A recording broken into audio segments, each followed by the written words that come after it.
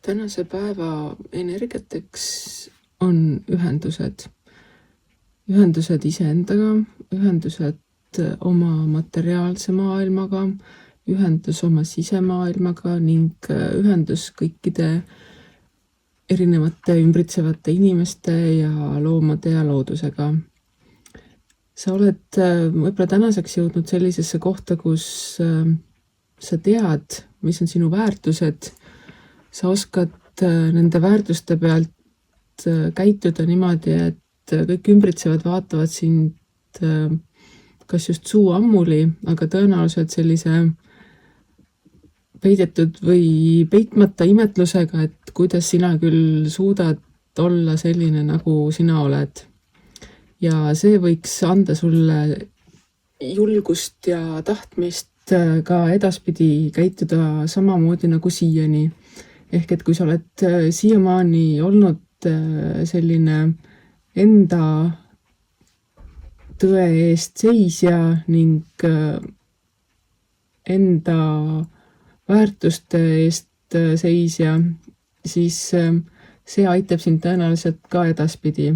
See omakorda loomulikult ei tohi tähendada, et sa lähed kõikide teiste nii-öelda piiridest läbi või teiste vastu või ei arvesta teistega, sest sellisel juhul ei ole see tänane päev sugugi sinu päev ning kõik suhted ja asjad võivad hoopis vastupidi kolinal kokku kukkuda ning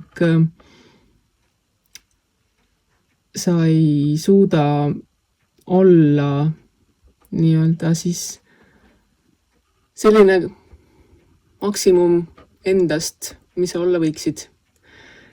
Ühesõnaga, et kui sa proovid ja tead, et sinu elu on väärtuslik, sa elad oma südametunnistuse järgi, sa pakud ja näitad headust ümbritsevatele ning kasutad oma sisemist sära ja loovust ja oskuseid kõige selle jaoks, mida sa enda ellu saavutada tahad, siis kõik ümbritsevad suhted, ja ma ei mõtle siin ainult nii-öelda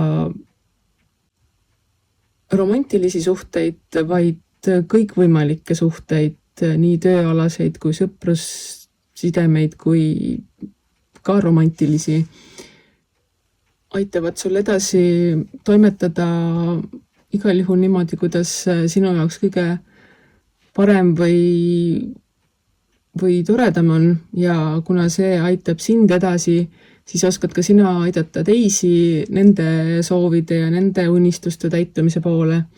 Nii et kuidas see ütlus on, et jagatud mure on pool muret ja jagatud rõõm on kahekordne rõõm. Nii et mida rohkem sina nii-öelda jagad oma sära, oma oskusi, oma teadmisi väljaspoole, seda rohkem saad sina sealt tagasi ning